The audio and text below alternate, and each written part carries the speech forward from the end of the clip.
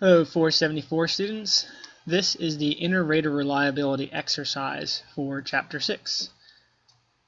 In Chapter 6 we will have discussed how due process is important for fair performance evaluations. There are numerous reasons why performance evaluations are problematic in organizations and can lead to unfair and unethical decisions. Some of this pertains to inconsistencies between supervisor ratings due to poor inter-rater reliability. So now we're going to do a memory exercise which will illustrate how difficult it is for supervisors to evaluate their employees after 6 months or a year of observations. Typically, it's encouraged for supervisors to give informal feedback on a daily basis to their employees. But oftentimes that is not the case in reality, and oftentimes subordinates only get feedback once or maybe twice a year, which can lead to unfair ratings because of trouble supervisors have remembering and doing a good job fairly reporting how an employee performed. So what we're going to do is a memory test. We of course have a limited amount of memory, similar to how supervisors have a limited amount of memory, and we can only observe so much, similar to how supervisors can only observe so much of their employees' performance. What we're going to do is test your short-term memory and your ability to recall events. What I'm going to do is to show you a list of words for about 20 seconds. Your job is going to be to memorize as many of these words as possible and write them down afterwards. You'll need a pen and paper to do this. You'll not be allowed to write down words while I show the list of words. Please go ahead and pause the video if you do not have a pen and paper readily available, and then resume watching the video.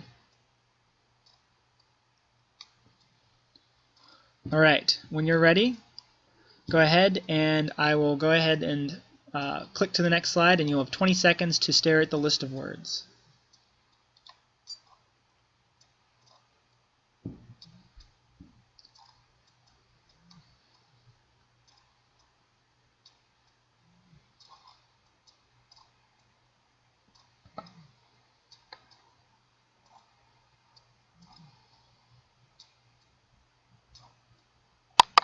Now write down as many as you can remember.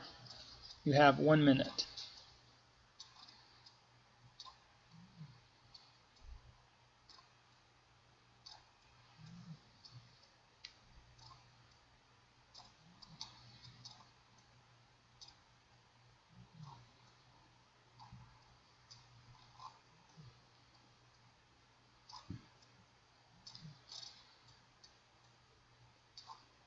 You have 30 seconds left.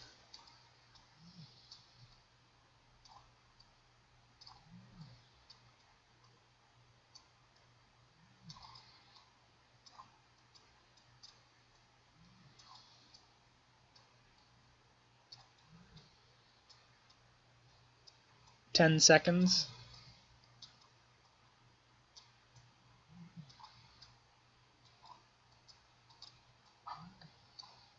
And pencils down.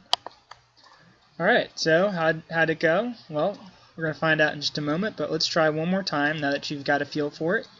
We're going to do the same exercise just with different words. So take a deep breath, pause the video for a quick second if you need a break, and I will click to the next slide now.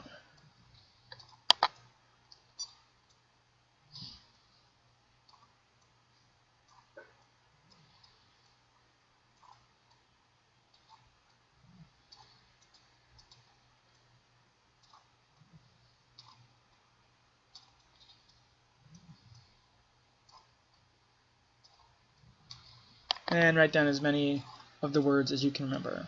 Really try to visualize what you saw.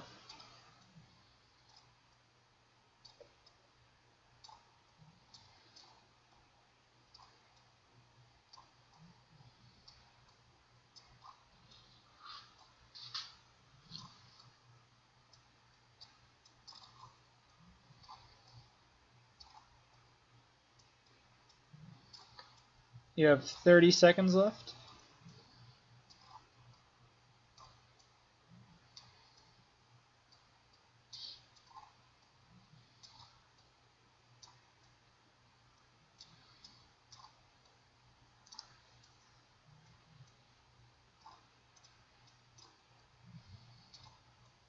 10 seconds left.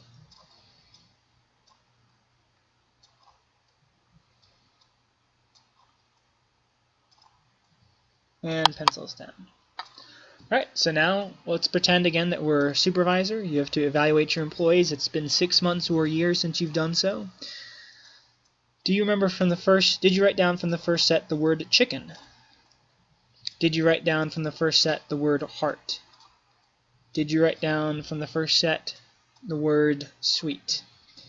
I would guess that the majority of you, probably none of you, wrote down the word chicken. Maybe half to a third of you wrote down the word heart, and perhaps a third to a half of the students wrote down the word sweet. Let's look at our second list now. Again, your supervisor trying to recall your employees' performance. I would guess that no one, or maybe only a handful, wrote down the word punch. I would guess that about a half to a third wrote down the word mean, and about half to a third wrote down the word anger or angry. So let's see how you did. Well, if we were to go through and look at our first list, we can see that the word chicken does not appear. But we can see that there are probably many other words that we did in fact get, including heart. However, sweet does not appear on that list, despite the fact that I'm sure several of you at least wrote down the word sweet. Similarly, for the second list, the word punch does not appear. But we can also see that there are other words related to being upset or angry or frustrated, but the word anger does not appear. Count how many of the words you actually did. How many of the words you actually got correct.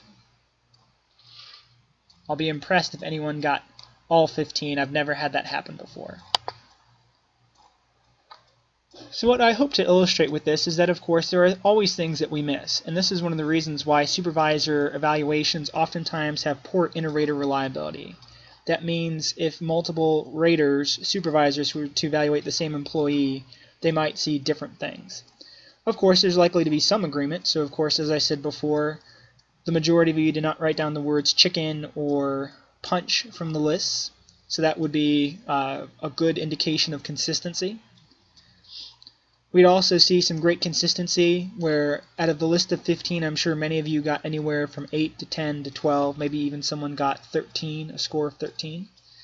And the consistency between those words would also suggest good reliability. And of course, there are instances where we may impose certain memories to sort of flesh out some details. So let's say you're a supervisor and you can't remember if the employee that you're evaluating showed up to work every day on time, but you know that they're very punctual when it comes to meetings, returning from lunch, etc. And so you might go ahead and give them a good score for coming in early consistently in the morning, despite the fact that that may not necessarily be the case. Of course, as I said before, supervisor ratings are notoriously unreliable, and because this is an ethics class, we want to promote fair dealings in our workplace. So many organizations have a lot of room for improvement in terms of improving the reliability of their supervisor ratings.